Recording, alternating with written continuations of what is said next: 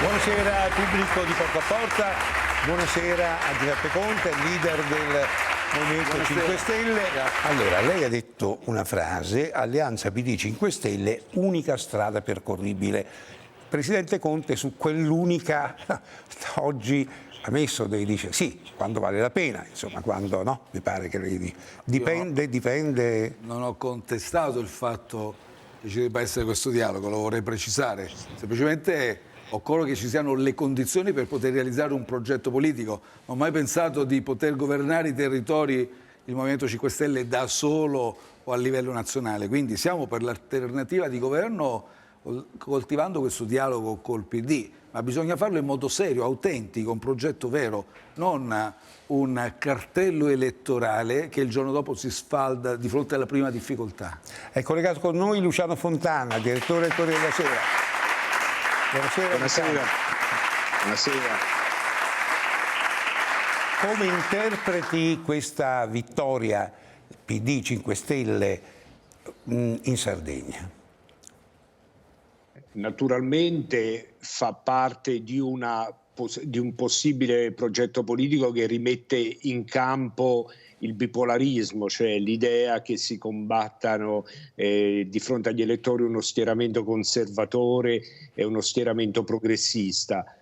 Da questo punto di vista, più che un'analisi, mi piacerebbe approfondire un secondo con il Presidente Conte questo punto, perché questa alleanza è stata fatta, ma mette tanti paletti. Intanto non vuole sentir parlare di campo largo, dice campo giusto, che già è un modo per smarcarsi da quello che dice il PD.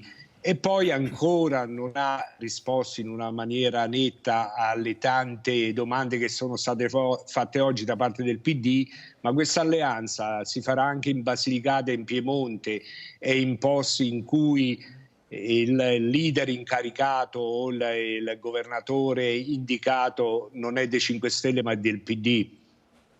Presidente. Ma guardi, direttore, le rispondo con la massima franchezza.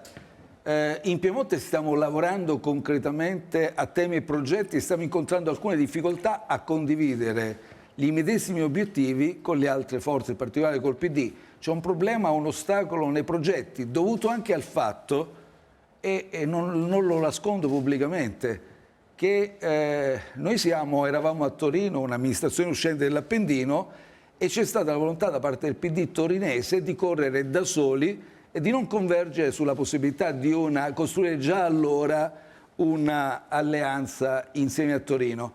Quindi si sono radicati alcuni temi, alcuni obiettivi, alcuni progetti che sono ovviamente non convergenti e c'è una difficoltà oggettiva oggi. In Basilicata è stato indicato unilateralmente un candidato. Io ho sempre detto questo, si converge prima sui temi, sui progetti e dopo si trova l'interprete migliore. È chiaro che se ho di fronte una forza politica che indica prima l'interprete e poi mi chiede di fare l'accordo sui programmi, non funziona. In Basilicata perché ha funzionato? Perché, e l'ho ripetuto ai sardi, io sono andato in Sardegna, ci ho messo la faccia e ho spiegato ai sardi, a differenza di chi diceva guardate che l'indicazione di Alessandra Todde è venuta da Roma, io ho spiegato che non ho fatto una telefonata per perorare la candidatura di Alessandra Todde, perché sarebbe stato sbagliato. Hanno lavorato mesi e mesi, forze sociali, politiche, civiche, a quel tavolo. Hanno condiviso un progetto serio, credibile, e le forze locali hanno deciso che l'interprete migliore era Alessandra Todde. Io non imposto assolutamente nulla, altrimenti questo progetto sarebbe nato male e probabilmente sarebbe finito peggio. Noi 5 minuti dopo il TG1 accennavamo al programma, alle possibilità di convergenza con il Partito Democratico. Salario minimo, questo è chiaro, e poi questa nuova proposta della settimana di 4 giorni a parità di salario. Ma lei pensa ad una legge o pensa a lasciare la contrattazione alle parti? Come avviene peraltro già in qualche azienda? Io credo che sia necessario sempre passare dalla mediazione della contrattazione collettiva. Nello stesso tempo va anche proposta in via sperimentale, soprattutto in quei settori ad alto impatto tecnologico, non è pensabile che possa essere applicato uniformemente in No, tutte certo, le aziende. certo. Sono alcune aziende che hanno contatti con il pubblico, alcune aziende che devono lavorare alcuni giorni della settimana predeterminati. Però abbiamo ormai sperimentazioni in tantissimi paesi del mondo e addirittura Microsoft in Giappone ha rilevato con l'applicazione della settimana corta un aumento del 40% della produttività. Questa cosa non viene compresa bene, mi permetta una piccola finestra di qualche secondo. Come mai si dice può aumentare la produttività se addirittura andiamo a ridurre le ore di lavoro a parità di salario, ovviamente? È il contrario, perché noi storicamente in Italia si lavora molto di più rispetto alla media europea.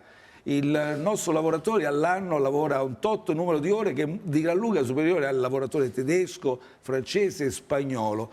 Noi abbiamo sempre aumentato il numero di ore lavorate per aumentare la produttività e siamo il fanalino di coda in Europa. Infatti. Perché? Perché se dai uno spazio, immaginate tante persone che sono a casa, stanno immaginando in questo momento che bello sarebbe avere la possibilità di un giorno a settimana allungare un po' il weekend, che bello sarebbe un attimo risparmiarmi quel pendolarismo che mi impone così tanti sacrifici, dedicare un po' più di spazio ai miei affetti, alla vita familiare, sociale, ai miei figli, alla palestra. Si lavora più facilmente, si lavora in un contesto molto più Presidente, con grande questo è soddisfazione. sacrosanto, ma purtroppo conta quello che lei ha detto prima.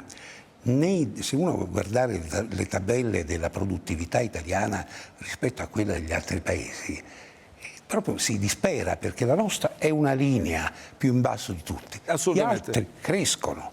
Allora, prima di decidere ora, bisogna vedere ma perché siamo così? Allora, che cosa non funziona? Poi decidiamo come risolverlo. Allora, la produttività di un paese dipende da tantissimi fattori, appunto. dipende da infrastrutture materiali e immateriali, dipende anche dai tempi della giustizia, dipende dalla mobilità, dai trasporti, da tantissime cose, da tanti fattori messi assieme.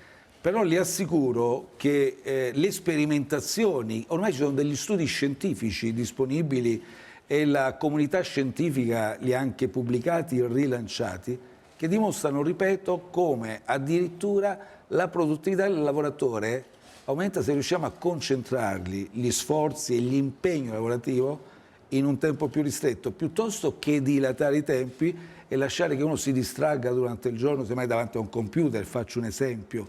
Quindi non è in contraddizione. In ogni caso, io dico una cosa molto semplice.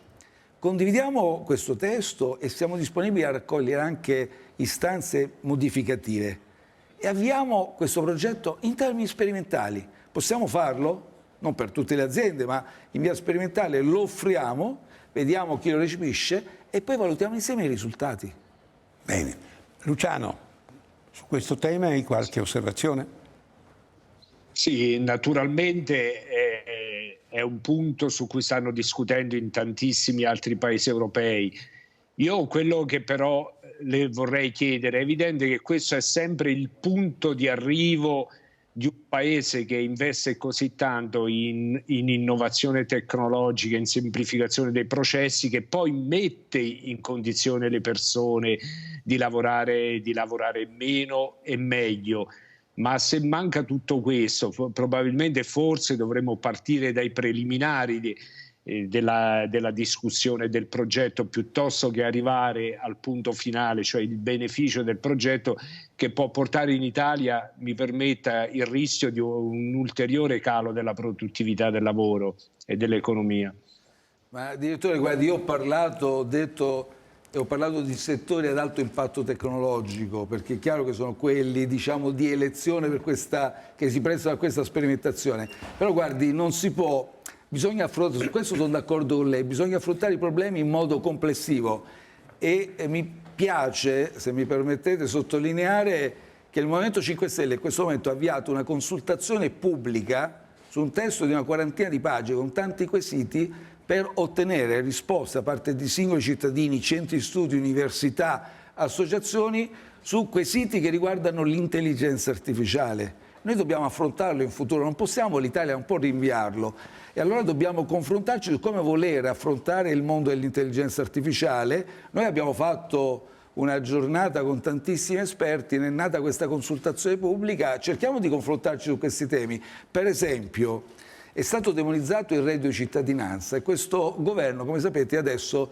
ha lasciato a spasso oltre 500.000 famiglie che sono in povertà assoluta perché bisognava dare un timbro ideologico a questa svolta governativa. Secondo me è assurdo. Molte sono state recuperate con reddito di inclusione. Sì, ma sono oltre 500 rimaste fuori, 500.000 nuclei familiari in condizioni di povertà assoluta, semplicemente perché qualificati, occupabili con una formula astratta. Ora, io dico una cosa, direttore, rispondo anche al suo suggerimento, ma sapete, gli studi, lei lo sa sicuramente, quale impatto avranno sul livello occupazionale avrà l'intelligenza artificiale?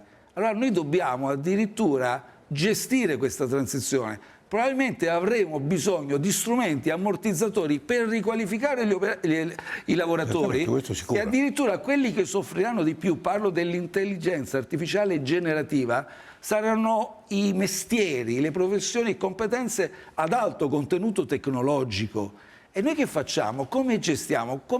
Siamo qui a fare la guerra addirittura al reddito di cittadinanza quando sicuramente occorrerà. E questo governo dovrà prenderne atto un sistema complessivo per gestire questa transizione e traghettare gli italiani, il mondo del lavoro, in questa nuova dimensione. Torniamo un momento alle elezioni in Sardegna. Abbiamo fatto un sondaggio con Alessandra Ghisleri. Le elezioni in Sardegna avranno impatto sullo scenario politico nazionale? Risponde sì il 32,8%, risponde no. Si tratta di un test locale, il 47,9%, il resto non risponde. Secondo lei? Guardi, è evidente che sono elezioni regionali, però attenzione, qui c'era una giunta di centrodestra dove il Presidente del Consiglio è sceso a mettere un timbro perché ha voluto scegliere il candidato, ha voluto imporre il proprio candidato anche agli altri alleati, ha voluto tappezzare la Sardegna con delle gigantografie dove primeggiava la sua faccia, il volto della Presidente del Consiglio Giorgia Meloni, ed è venuto a timbrare anche il comizio finale in mezzo a luci sfavillanti. Quindi oggi dire che non è una sconfitta della Meloni, secondo me, non rientra nella logica politica di come è stata impostata, gestita dalla Meloni, questa vicenda pur regionale. Allora permettetemi di dire che dalla Sardegna si leva un vento che soffia forte sino al continente. Sei d'accordo, Luciano Fontana? Ma sì, certamente è un voto che ha anche una dimensione perlomeno di un campanello d'allarme per la coalizione di centrodestra e in particolare per la Presidente del Consiglio che aveva, come dire, determinato la scelta di non ricandidare Solinas, il governatore uscente, di scegliere un esponente di Fratelli d'Italia. Da questo punto di vista non c'è alcun dubbio. Se mi chiedi se questo metterà in difficoltà il governo, non credo che il governo andrà avanti, ma darà sicuramente 2 o 3 insegnamenti non di poco conto, ad esempio che c'è bisogno di classe dirigente diffusa, che non è possibile pensare che il sentimento nazionale, il favore che ha la Meloni nei sondaggi si trasferisca immediatamente nei territori, quindi ci vuole classe dirigente, ci vuole una coalizione meno conflittuale e se parliamo di conseguenze probabilmente dovremo discutere anche delle conseguenze nel campo, come lo vogliamo chiamare, largo, giusto, progressista, perché anche da un po' dalle immagini che guardavamo si vede Eli Schlein veramente felice e contenta e Conte che è sempre un po' sul chi va là rispetto alle prospettive future, no Presidente? Ma no, guardi, lei adesso vuole leggere il sorriso, chi sorride più di meno. Io ero assolutamente felice, poi eravamo anche molto stanchi, erano le 2 di notte, quelle immagini sono ricavate dopo una giornata veramente in cui ci ha sfibrato, perché insomma, come sapete, questi scrutini non arrivavano, erano lentissimi, alle 2 di notte veramente eravamo stanchissimi, poi ci siamo abbandonati accanti, balli, perché la felicità è stata tanta ma c'era molta stanchezza, quindi la felicità è stata assolutamente infinita perché è una vittoria difficile, è una partita politicamente molto complessa E quindi tenete anche conto che secondo me è una doppia vittoria, se considerate che noi avevamo tra virgolette un handicap, lo dico in senso buono senza offendere nessuno, ma nel momento in cui si stacca, c'è una diaspora all'interno del PD, Soru del PD si candida come anche lui presidente di regione,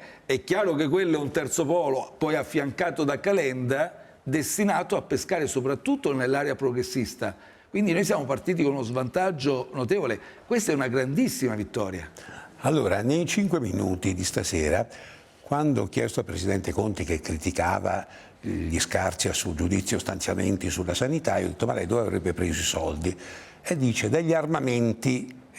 Allora, prima di una sua replica volevo sentire Luciano Fontana e io le ho risposto guardi che abbiamo dato meno soldi di tutti, poi tra l'altro si tratta di sistemi che noi avevamo in magazzino e che siamo andati a comprarli. Quindi... Posso solo aggiungere, dottor Vespa, vedo che lei ritorna sul tema. Io ho voluto dire sicuramente, e non possiamo, se abbiamo scarsità di risorse pubbliche, concentrarli sugli investimenti militari, anziché appunto sulla sanità, visto che si tratta del diritto fondamentale delle persone e rinunciano ormai alcuni alle cure, come le dicevo.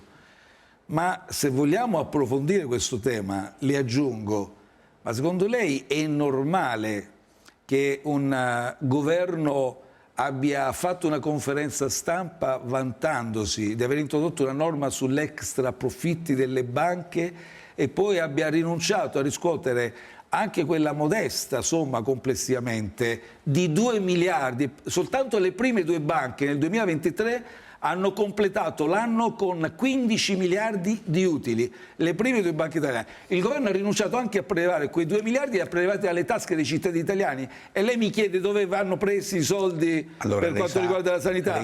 Ma io le posso fare un elenco lunghissimo di misure che potrebbero generare risorse, come abbiamo dimostrato anche noi quando abbiamo gestito. Allora, occorre solo la volontà politica. Quei 2 miliardi, come lei sa, non sono tornati alle banche per arricchire dividendi già ricchi, ma sono stati messi a consolidamento dei patrimoni. Ai patrimoni. E lei, da Presidente del Consiglio, sa quanti guai hanno passato le banche italiane quando avevano poco patrimonio. Quindi lei sta dicendo le banche... che Giorgia Meloni ha fatto una norma e non si era informata che occorreva prima il consolidamento dei patrimoni delle banche?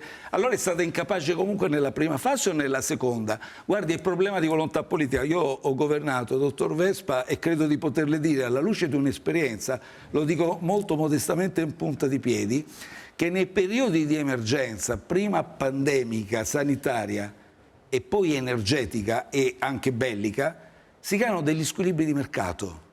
Per cui ci sono aziende farmaceutiche che guadagnano tantissimo al di fuori della logica di mercato. Ci sono imprese assicurative che guadagnano tantissimo al di fuori della logica di mercato. E così anche industrie belliche e così ovviamente industrie bancarie, imprese bancarie.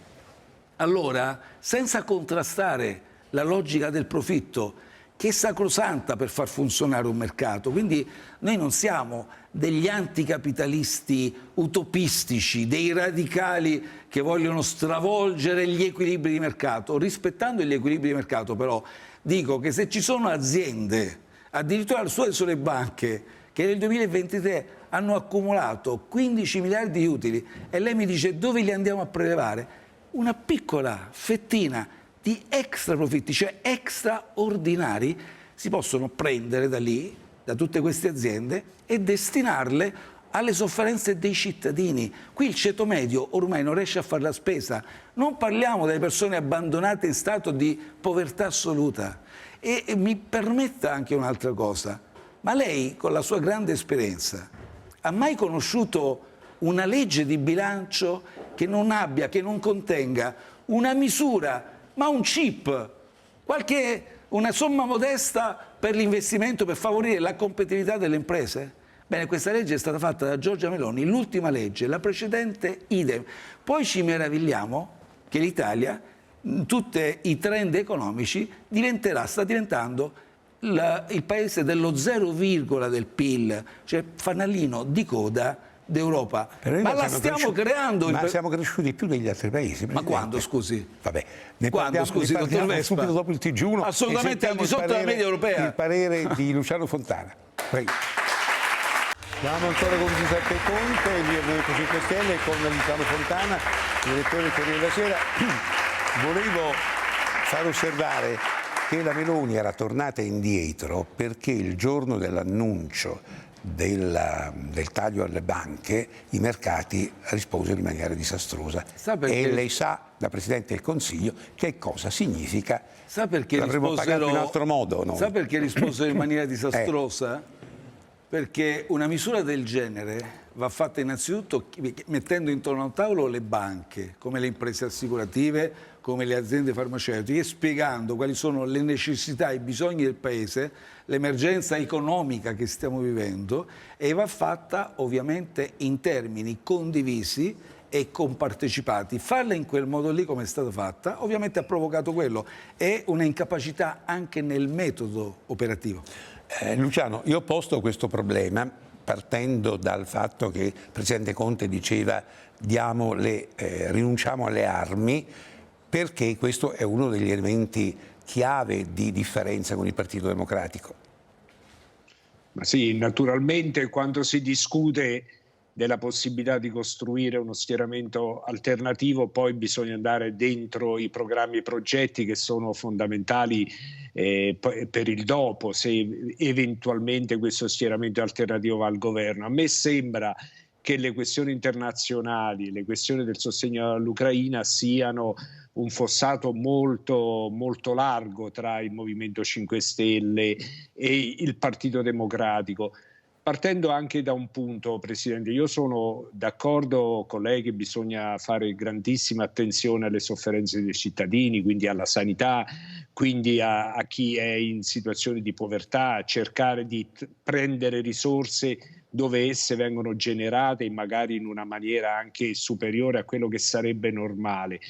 Ma difendere, attrezzarsi in una situazione di competizione geopolitica in cui l'America probabilmente sarà anche un po' più isolazionista rispetto all'Europa, attrezzarsi per difendere la democrazia, la sovranità di un paese, per difendere i propri interessi, essere pronti a che un paese abbia la propria autonomia come Stato, non è una questione da poco che si può risolvere dicendo basta, mettiamo i soldi, non diamo più un soldo agli armamenti e distribuiamoli tutti in altre direzioni. Non è un po' demagogica una posizione del genere? Allora, se la mia affermazione fosse basta, prendiamo tutti i soldi degli investimenti militari e li mettiamo in sanità, sarebbe demagogico. Ma non è la mia posizione. Io sto dicendo un'altra cosa. Qui non abbiamo risorse, questo governo non è stato capace di generarne e li ha semplicemente concentrati in quel settore lì. Per me è una follia. Lei sta toccando un tema molto importante. Il Movimento 5 Stelle è favorevole a una difesa europea. Va costruita ed è uno dei temi più seri da affrontare. Ma guardate che se noi nel progetto della realizzazione di una difesa comune europea, quel progetto comporterà, se ben realizzato, ovviamente va impostato e ben realizzato, delle economie di scala e ci consentirà di recuperare molte risorse rispetto al dispendio di investimenti che ciascun Stato membro in questo momento sta facendo. Attenzione, voglio già lanciare il cuore del tema. Il problema è che una difesa comune europea non può essere realizzata senza una politica estera europea. E in più dico, voglio già anticipare quali saranno i temi. Quando andremo a discutere intorno ai tavoli, io avevo già iniziato a farlo, per quanto riguarda la difesa europea, dovremo costruire bene le basi per un rapporto paritetico, paritario, per esempio con la Francia, che è una potenza nucleare e che ha una velleità di leadership. Non offendo i francesi dicendo questo. Non possiamo pensare che un progetto di difesa europea sia francocentrico o germanocentrico. Quindi deve essere un progetto assolutamente equilibrato, ben costruito, ma con gli alleati si parla, in Europa si parla e si definiscono quali sono gli scenari geopolitici futuri che vogliamo perseguire. In questo contesto bisognerà iniziare a discutere anche in Italia del ruolo attuale della NATO, dei suoi compiti, e lo preciso, il Movimento 5 Stelle non ritiene che il nostro Paese debba uscire dall'Alleanza Atlantica, ma è evidente che se ragioniamo di difesa comune europea dobbiamo porci il problema di come distribuirci rispetto all'Alleanza Atlantica e alla difesa comune europea i compiti, le responsabilità, giusto? Perché non possiamo raddoppiare gli investimenti. Presidente, lei teme... È demagogico, direttore, parlare di questo e affrontare questi temi? Non credo. Presidente, Sicuramente no. Grazie. Lei teme che ci sia una polarizzazione Meloni-Schlein? Io non la temo affatto, guardi, non so, leggo dalle cronache, si legge dalle cronache che lei stia organizzando questo confronto televisivo. La Meloni ha scelto di confrontarsi con la Schlein, ci mancherebbe. Chi sono io? È la Schlein che ha sfidato la Meloni e la Meloni ha accettato. Benissimo, come è andata è andata, ma facciano questa sfida. Se la Meloni perde il confronto, la partita finisce lì. Se dovesse vincerlo, poi si confronterà con me. Bene. Allora, un'ultima domanda. Lei ha una preferenza particolare per Landini? Perché Ha una? preferenza, diciamo, perché Landini è sempre meno segretario CGIL e sempre più figura politica. No, guardi, io parlo con tutte le parti sociali, con i rappresentanti delle associazioni di categorie professionali, imprenditoriali. Ho l'esigenza, avverto il bisogno di parlare con tutti. È venuto fuori, forse lei si riferisce al fatto che recentemente c'è stato un incontro con Landini, era parecchio tempo che non ci confrontavamo e ci siamo un po' aggiornati su varie questioni, ma lo faccio anche con il segretario della UIL Bombardieri, anche con Sbarra, abbiamo ricevuto Sbarra con la CISL e tanti altri rappresentanti anche degli altri sindacati. Quindi ci sta assolutamente, credo che rientri tra i miei doveri confrontarmi continuamente e costantemente con i rappresentanti dei partiti sociali. Allora, la conclusione, sentiamo Luciano Fontana.